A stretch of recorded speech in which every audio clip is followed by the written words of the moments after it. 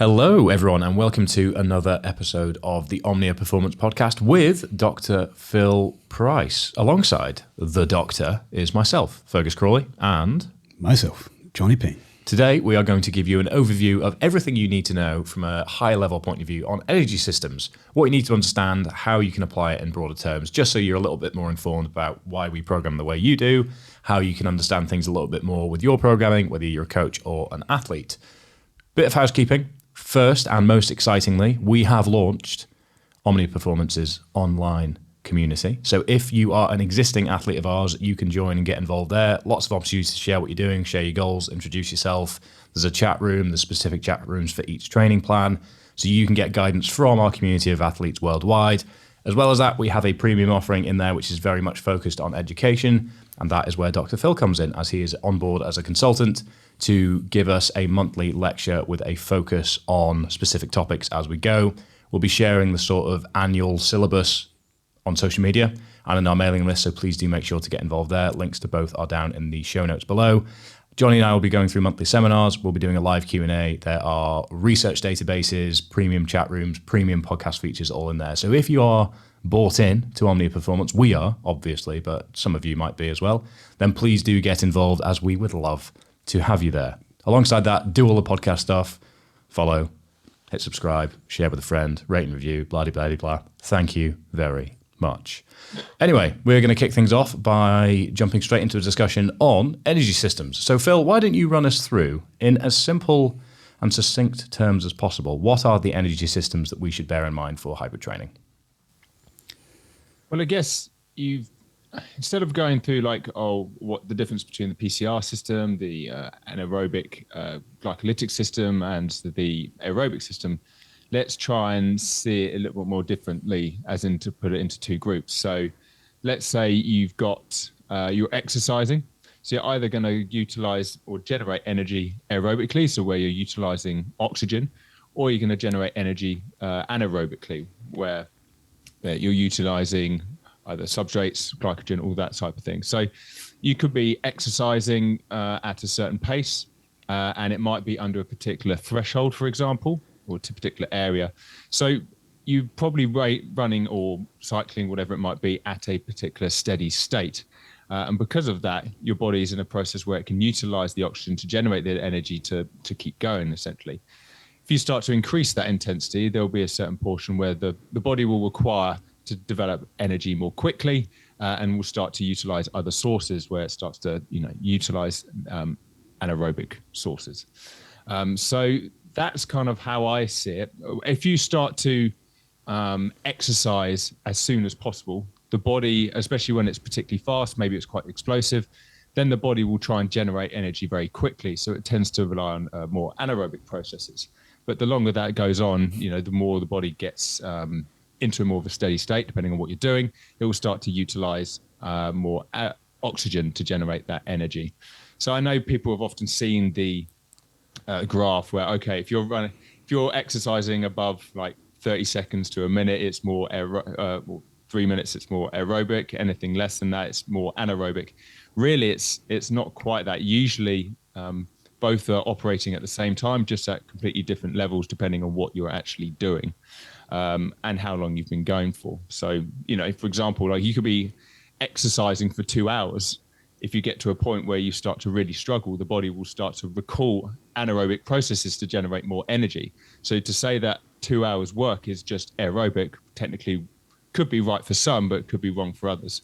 So it is a bit of a relationship between duration, intensity, and your ability to recover, what kind of energy systems that you will use. But ultimately, you will tend to use energy systems that will utilize oxygen for generating energy, and then you've got anaerobic energy systems which don't.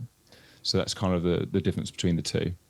I'm glad that you've put it into two distinct groupings, because there is a sliding scale within both of those, but for purposes of understanding and programming, it's much simpler looking at it in those broader spectrums, because the way that we have always managed volume and intensity, and how I've learned it from the methodology you built over the years, Jonny, is sort of looking at those two groups. This is where we come into consolidating stressors, consolidating the demands, understanding that within one of those groups, there's probably a bit more of a concentration of anaerobic work, but we don't need to get too much into the nitty gritty of whether it's creatine phosphate system or anything like that. So it allows us to have a clear idea of what the training stimulus is and then program accordingly, doesn't it? Exactly that, mate. Yeah, what we're looking at and what Phil's describing is that there are certain parameters that we're looking at when we look at programming. So there's certain outcomes that we want from a session. So if we look at each particular session that we're doing, we want to say, okay, what do we want to get from that session? And in order to be able to establish what we want from that session, we have to then kind of consider those energy systems and consider whether or not we're working at one end of that scale or the other end of the scale. And I guess it's important to kind of underline what Phil's saying as well, is that rather than looking at it as being a kind of almost similar to our interference effect discussion, rather than looking at it as being an on-off switch between one and the other, there's kind of interactions between the both of them. But we can kind of establish, as I say, during any session plan, what it is that we want to work specifically to try and adapt. And we kind of tend to look at that with athletes, I think it's fair to say, on a sliding scale of intensity.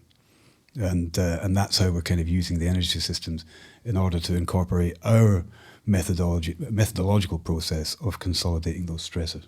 I've had conversations on social media where there's been a bit of nitpickiness on, well, yeah, that's intense, but it's in this energy system and not that one. And therefore you can't group those things the same, because if you separated them, then you recover from them in this way and that way. But whilst some of that may be valid, it's almost a level of nitpickiness that we encourage people to avoid from a programming point of view, because it can make things impractical when you're trying to balance discipline. So as Phil's said, without any rehearsal or us even aligning on our thoughts on this beforehand, so that's very good news, I must say, is that it means that we can look at things in broader terms and therefore look at the bigger picture, the sum of the outputs over time, and understand how the individual athlete is responding within that context. So if we're going to keep it really simple and actually ask the question, what does this mean? Phil, how should people, let's take somebody that's new to hybrid training. Let's take somebody that's come from a recreational sport background. So whether it's rugby, five-a-side football, they've done a bit of resistance training because they saw somebody in a Striga vest in 2012 and thought, yeah, I'll do that.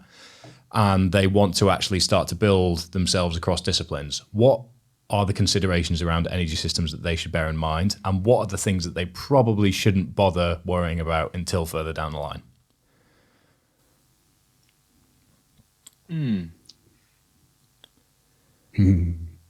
Yeah, it's such an interesting question, because you can take so many different directions with that, I think. I think I'd, at first, and I think it aligns with a lot of the stuff that you guys do, I would try and get them used to using like an RPE value. And what I mean by that is, let's just say it's the endurance work. Their RPEs, in terms of their intervals, will be like, say, 8 to 9. We're making the assumption that if they are performing an RPE interval of around 9, that they are going to be working incredibly hard, that they would ultimately cross a threshold. That means that if they operate over that threshold, they've kind of got like a limited battery of energy to be able to use. So rather than measuring where that threshold is, we're making the assumption that if you work this hard for a particular interval, you would be entering that stage, or what's known as the severe domain. And then once you kind of get used to that, you have a better understanding of what an RPE value in terms of endurance work would be for, let's say, 7 or 6 or 5. And then because of that, we can get them used to working longer intervals where they are still working pretty hard, but they're getting into a steady state. So their ability to generate energy, which generates certain waste products, so let's say lactate, equals the amount that's being cleared by the blood or then reused by the muscle for energy. So that's probably how I would start to someone that's brand new to it, because one is going over that threshold, and those intervals will probably involve more anaerobic processes for energy, whereas if we stay below that threshold, we are relying more on aerobic processes for energy. And that's just by using like a perception of effort rather than actually measuring something specific. So I think that's a good start. And I also think the skill of utilizing an RPE value is really quite difficult. So it's good to get used to that early. Yeah. So that's probably where I would go. Yeah, I think from a programming perspective, and you probably knew this to be the case, as we'd agree with that, is that, you know, when somebody's fresh into this, even bombarding them with the detail that we're trying to share here about, you know, the phosphocreatine system versus the aerobic system, what are the different, you know, et cetera, as you say, it's worth saying, okay, look, we're going to get you on a watt bike, for example, and we want you to consider the RPM to be X, and we'll maintain that at maybe arbitrarily, maybe 90 or something. So for this second set, we want you working at an RPE 9. So push to the point at which you feel like you can only continue for 30, 40 seconds. And that might take a few sets when somebody's new to it. You know, they might go so hard that they can only last 5 seconds, but that's the learning curve that we'd hope they go through until they can eventually find these points.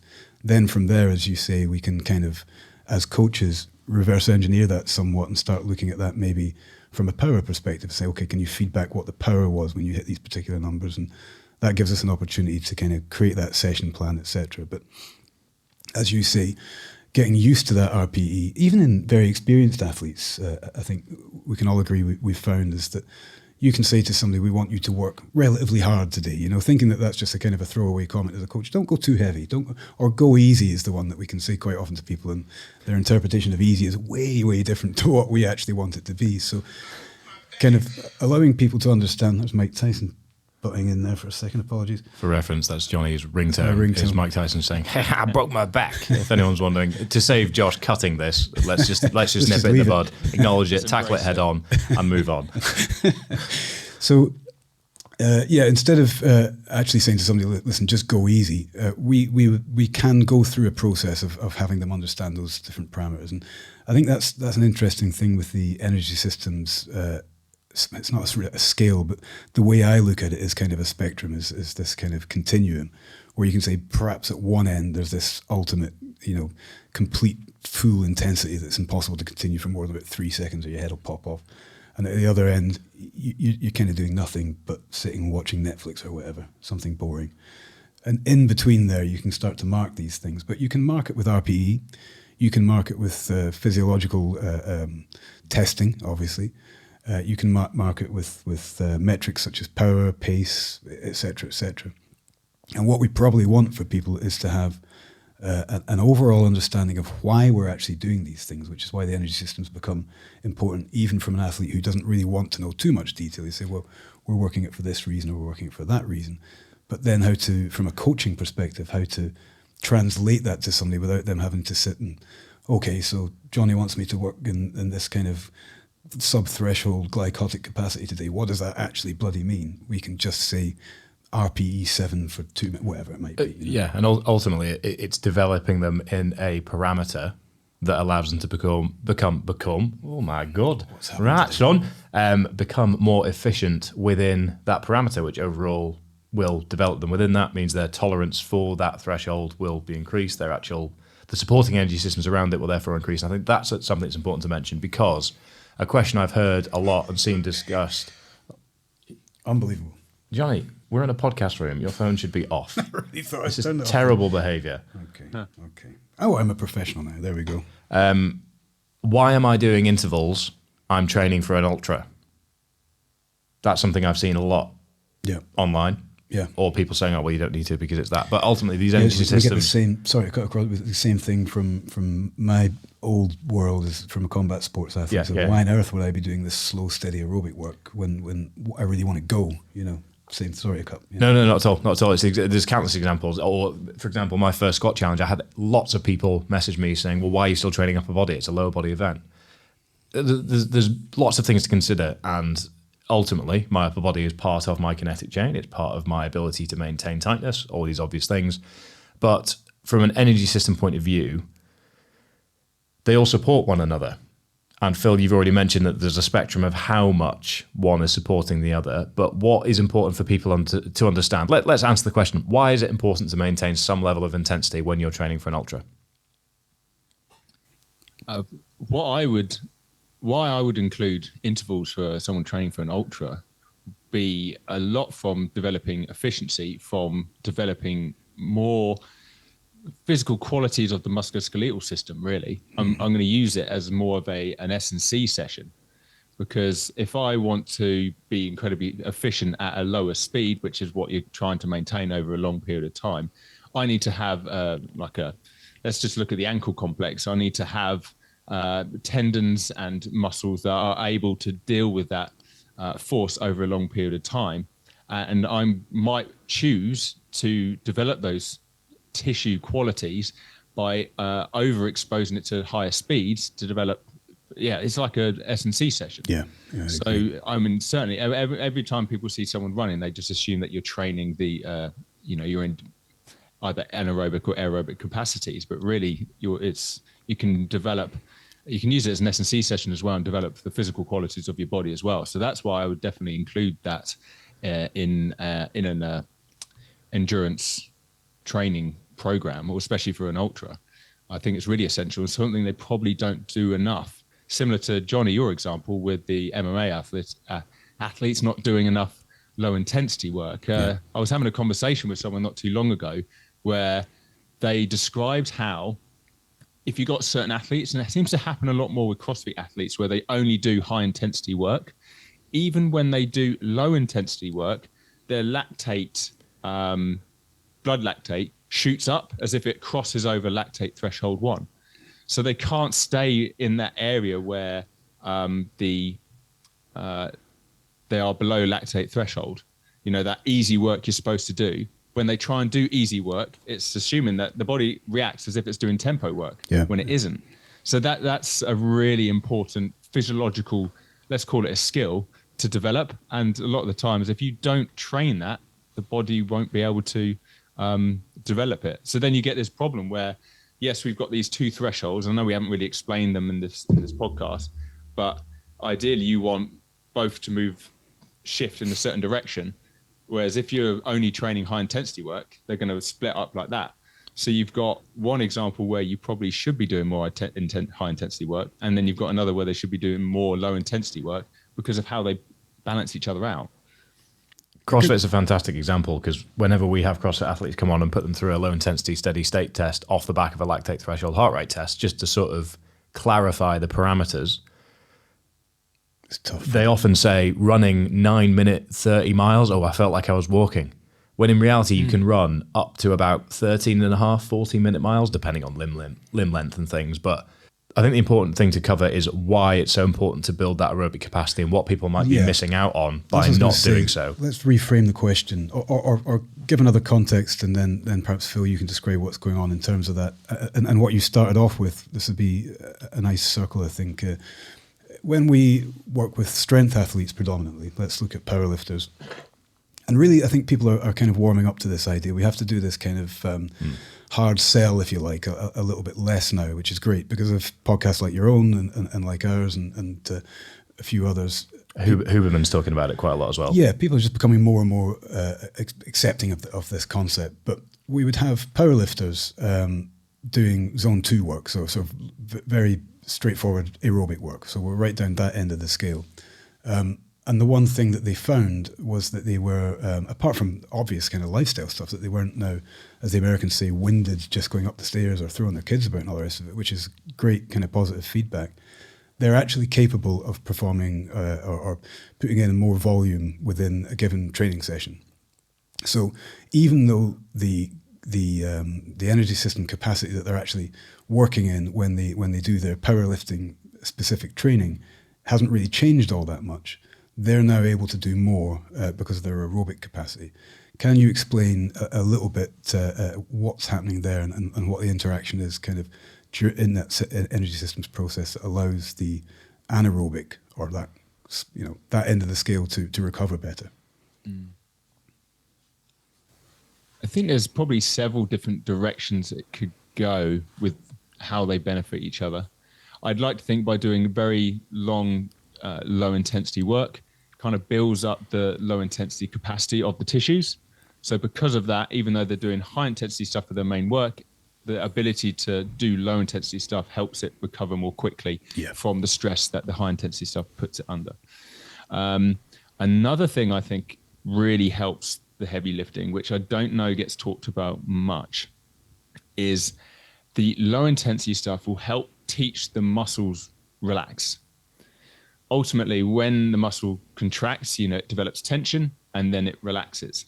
And that's really important because blood flow is obviously going to the muscle.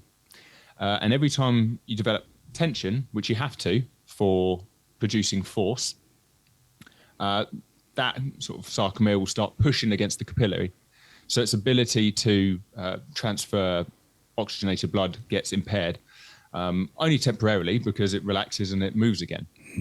But if you have a poor ability to contract and then relax, so for example, you can probably feel it. Some people are just very good at developing hypertrophy, so they feel that like pump at the end. Like that's the muscle at the peripheral level not being very good at relaxing, so the blood flow is not as good. So that's great for hypertrophy, but not very good for endurance. So that in turn, I think, helps improve the sort of recoverable capacity of the muscle itself, because it's retaught itself to contract and relax rather than just stay in tension for too long.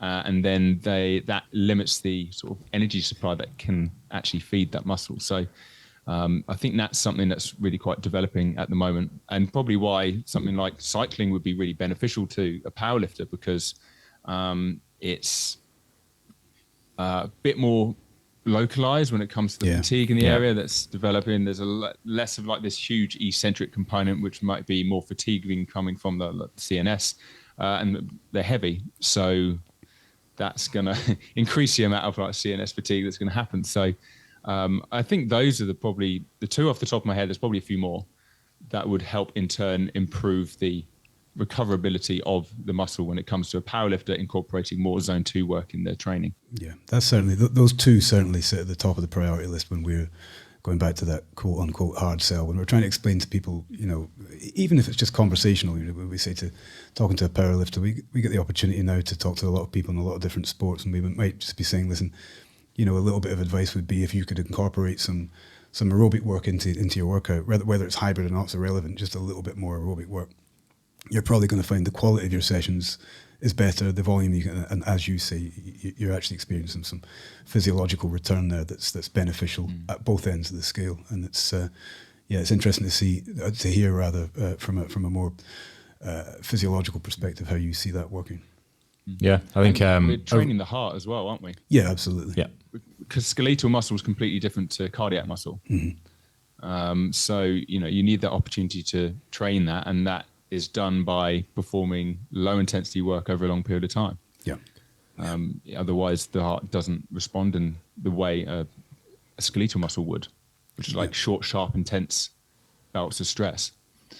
Very proactive and practical health recommendation for us all to finish with, I think. Well, really, absolutely. That's kind of where we've landed with it a lot of times is, whether, if you can see moderate or even only a minor benefit, but no negative impact from aerobic training. But as I said earlier on, you're able to climb the stairs and throw your kids about and go for a walk and maybe run for the bus that you might have been missing without... Important clarification, throw your kids about in a loving way. In a loving way, yeah. Not down absolutely. the stairs or see anything like that. See how you can fire them in the air without forgetting them.